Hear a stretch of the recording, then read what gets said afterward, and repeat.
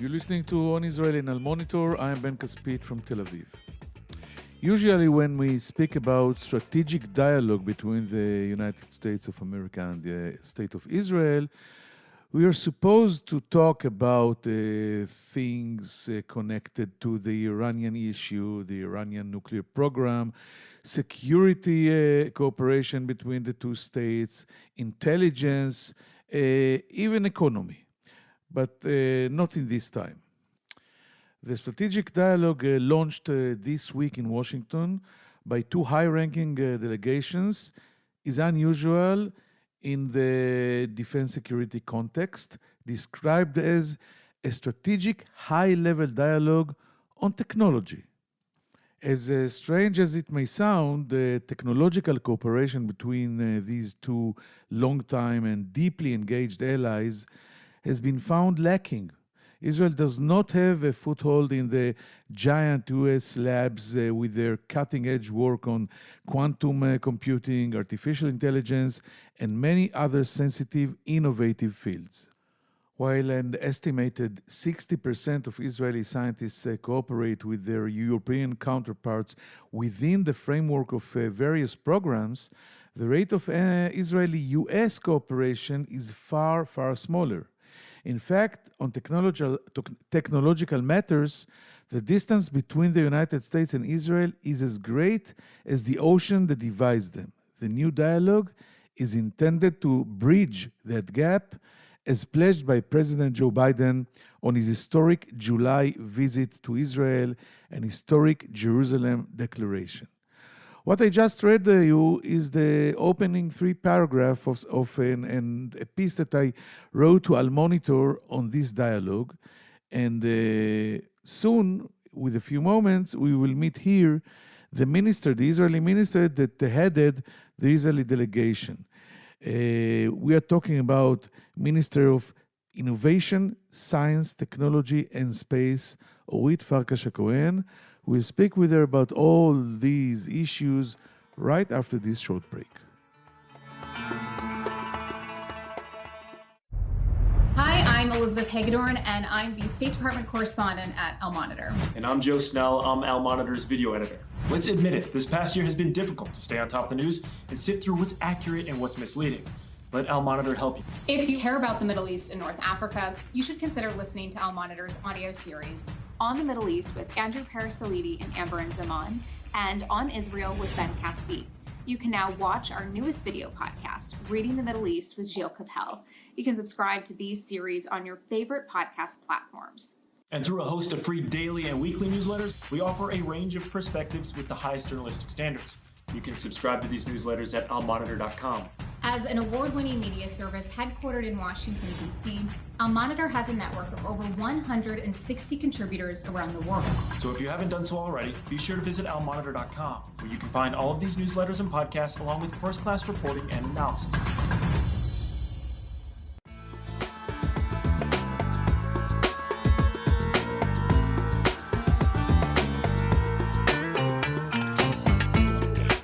Now I'm happy to welcome to our show Minister of Innovation, Science and Technology in the Israeli government, Orit Farkash-Hacohen.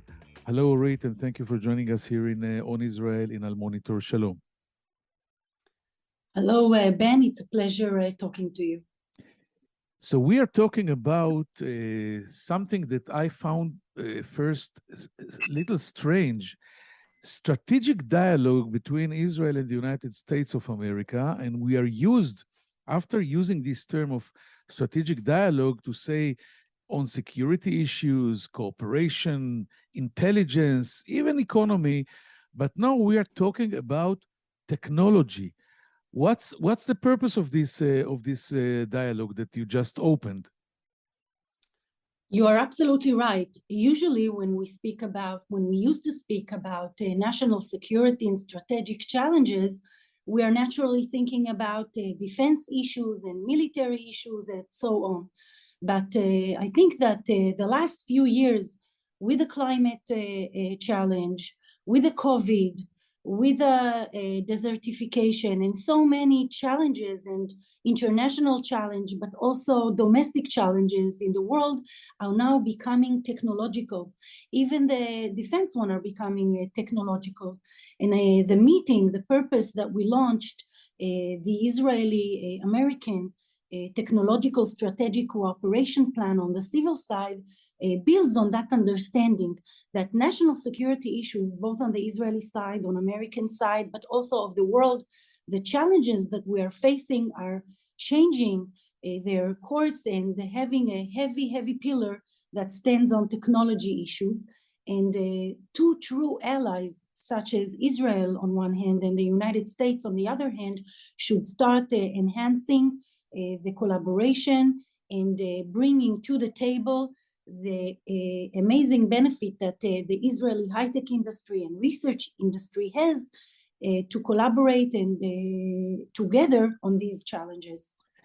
But it's also strange because I learned when I prepared myself to this conversation and a piece that I wrote for Al Monitor, I learned that although many of the Israeli scientists and the high-tech entrepreneurs, etc., learned in the United States, most of the joint ventures and the high-tech collaborations of Israelis are with Europeans, and the cooperation with the United States is a little on the side, on the corner.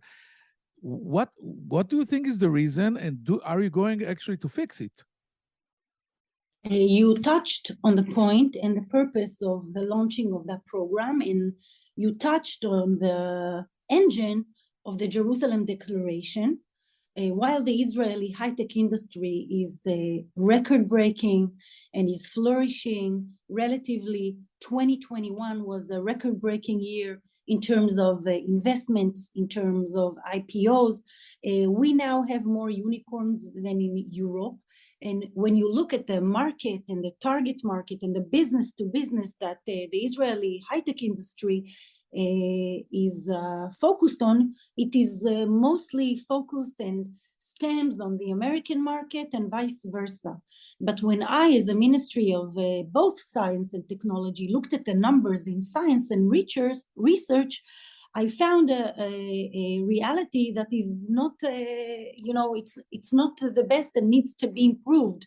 Because what we see when we're looking at the data and the numbers of our international research, joint researches, we see that the Israeli researchers and technology joint publications with international scholars is mostly happening in Europe.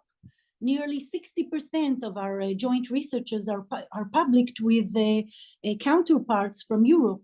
And when we look at the activity with the United States, although it is the #1 commercial partner to our high-tech industry on the research side, we are only publishing 19% of our joint publications. And when I'm looking long-term and when I'm looking strategic at the high-tech industry, it stems from the research, from innovation, which starts in research and collaborative and joint publications. And this is the purpose of launching that program.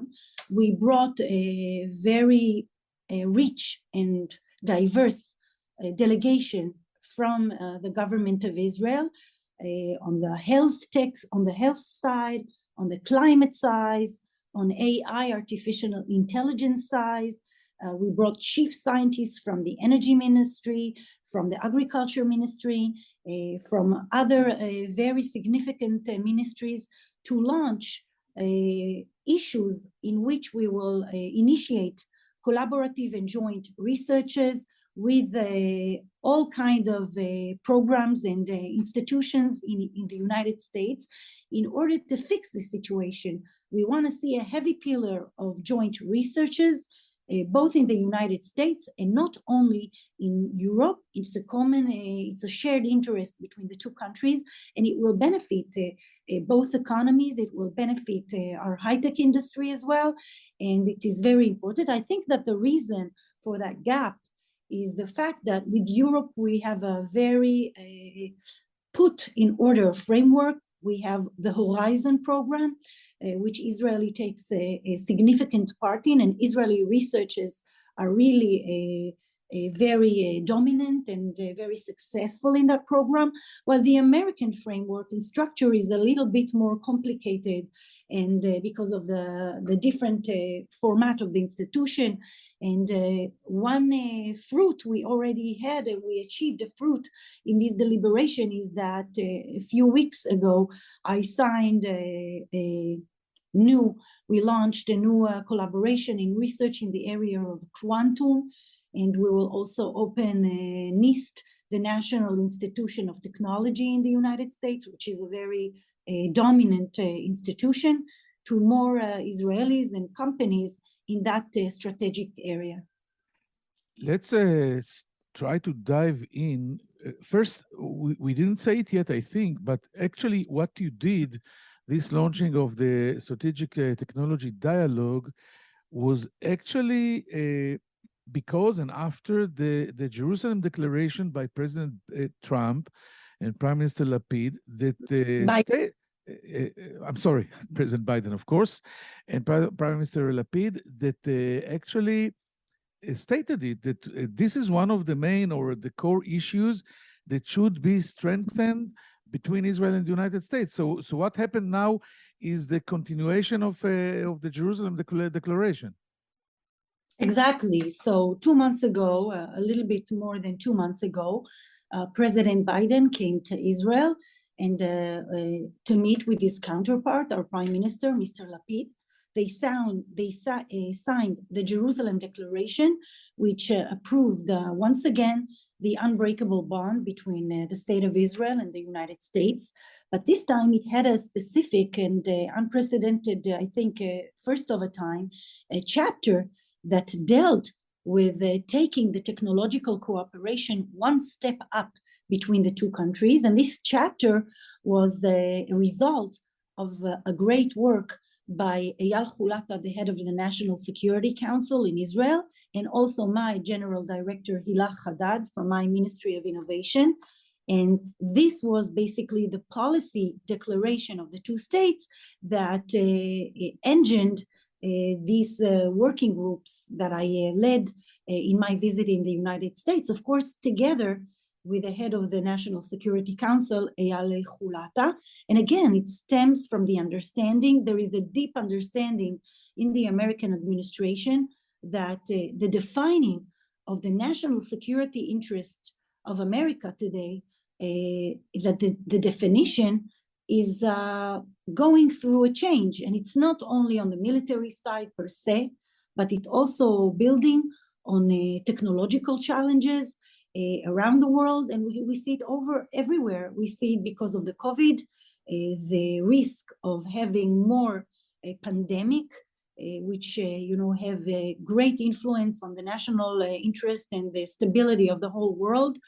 We see what happens now in Russia, in Ukraine, and this has great implications on the states, the European states that want to improve their energetic independence, i.e. meaning that they need more renewable energy, more technological solutions for energetical security. And we in Israel understand all of that.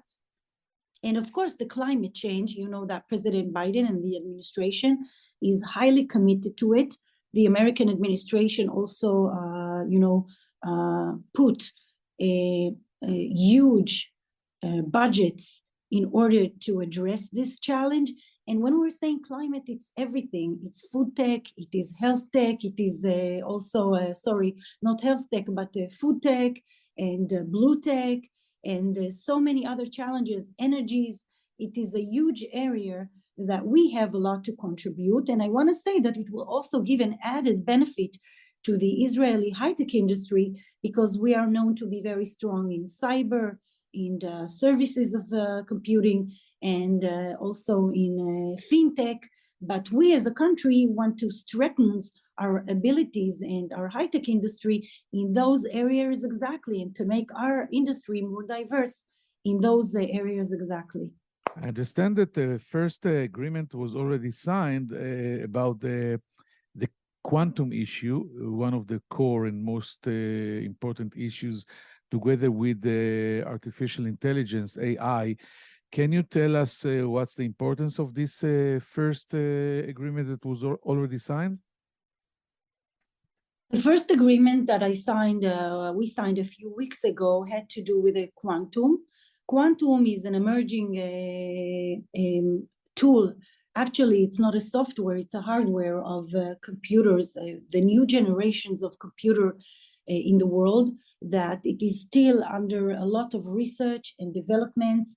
And in order for Israeli scientists and researchers and entrepreneurs in the high-tech industry to be able to reach accomplishments in this area, they need infrastructure, they need data, they need computer platforms.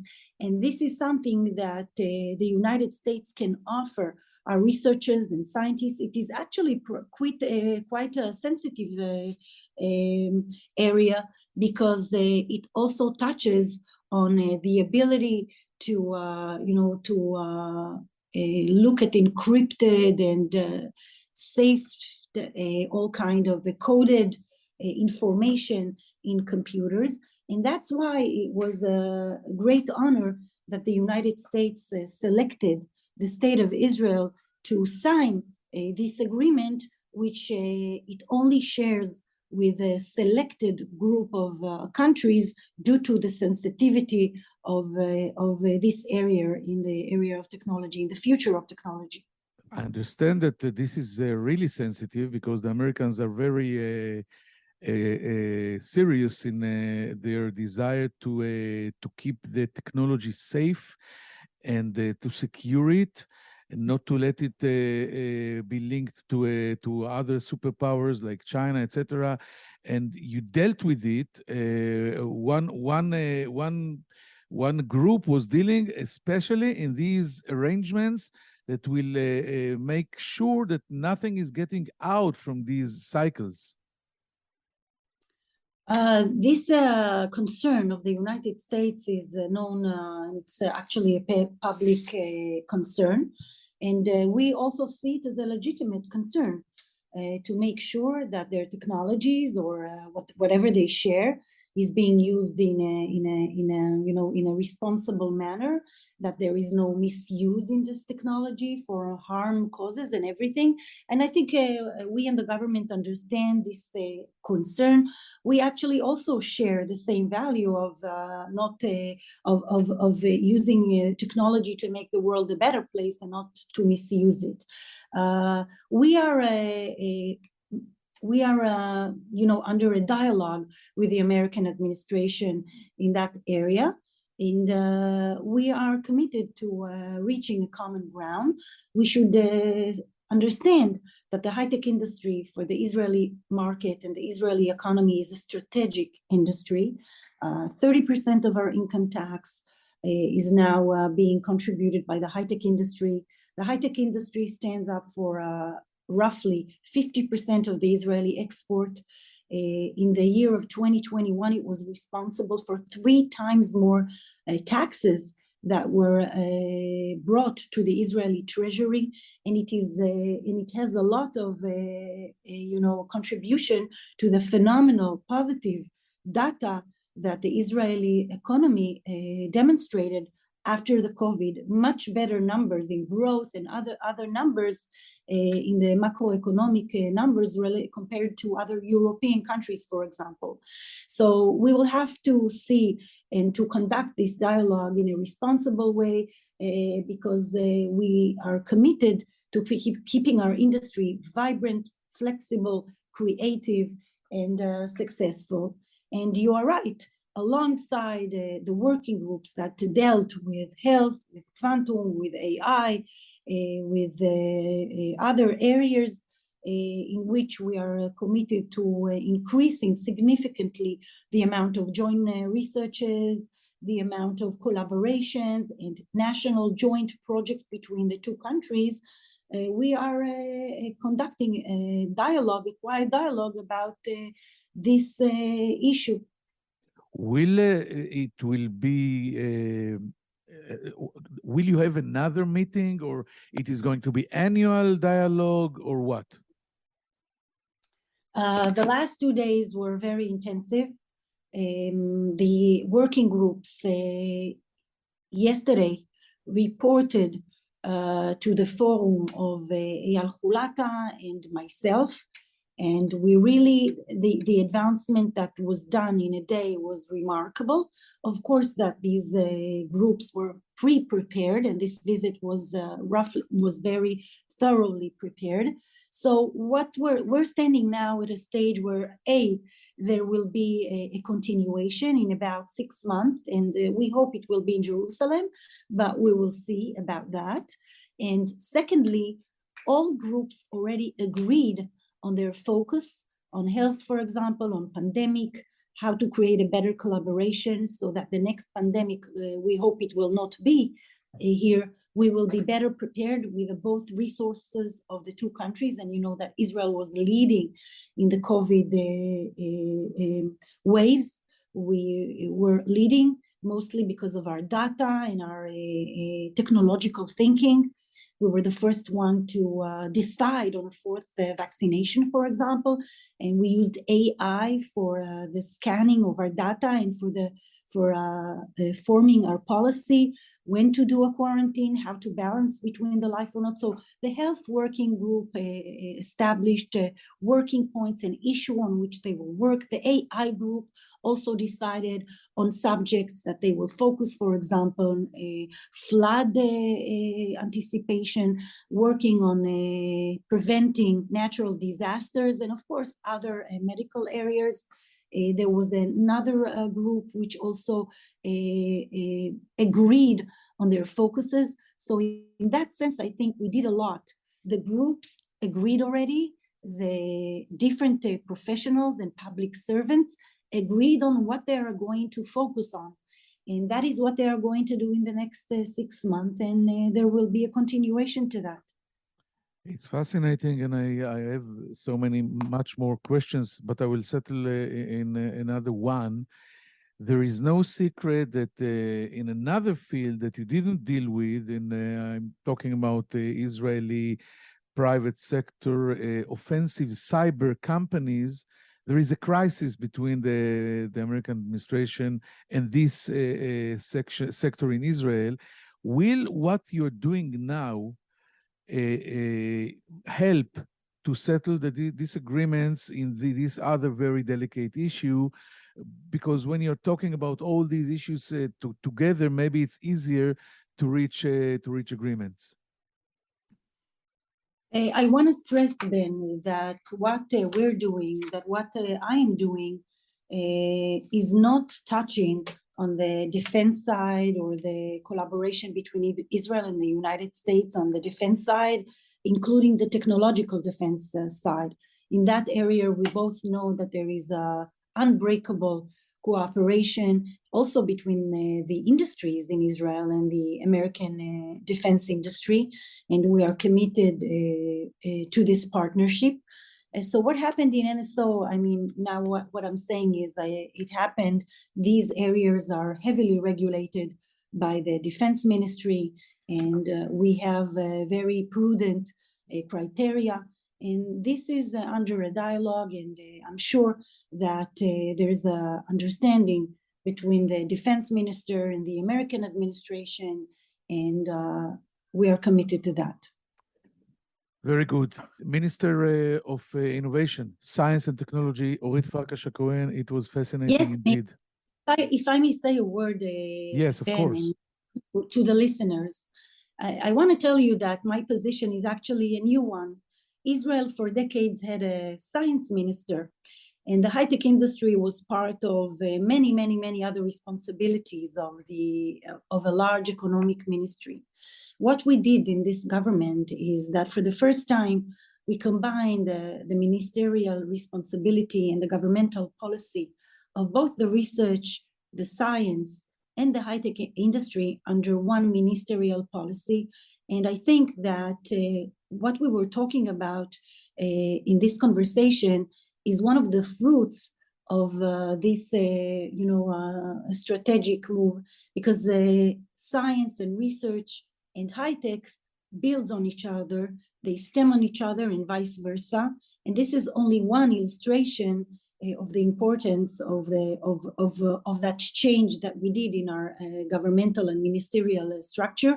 So now having a minister of both science, but also sees the connection between research and inventions in high-tech companies and solutions to the world and to the industry, is an important step. Minister Orit Farkash-Hacohen, thank you very much indeed for joining us here on Israel in Al Monitor. Thank you to Orit. Thank you. Thank you, Ben. Thank you. We'll take a short break and come back right after this. Wait for us.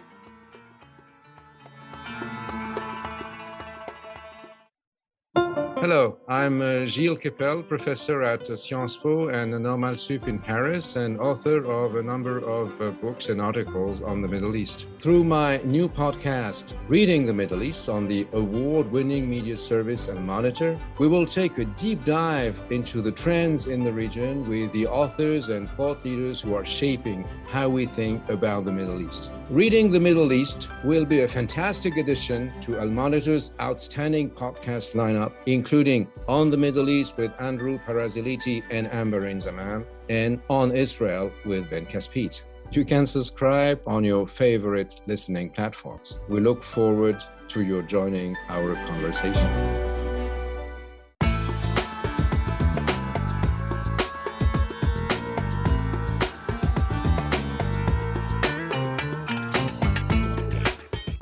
Thank you for staying with us, and hope you enjoyed this unique conversation. It was not on our regular issues, and not the Iranian nuclear program, or the Palestinians, or the IDF, or the Mossad, or Israeli politics and fifth election on November 1st. It was on technology, and between the United States and Israel. And in the background, we have to remember there is a huge crisis between the American administration and the Israeli private offensive cyber companies. Two of them are boycotted by the United States, and it is actually a war, and no one wants to speak about it aloud. So when such a dialogue is opening in Washington, it can affect even this very delicate situation. Thank you. Hope you enjoyed it, and we will see you here after the double-headed Sukkot holidays in the next 2 Sundays. So take care, Shana Tova, and bye-bye.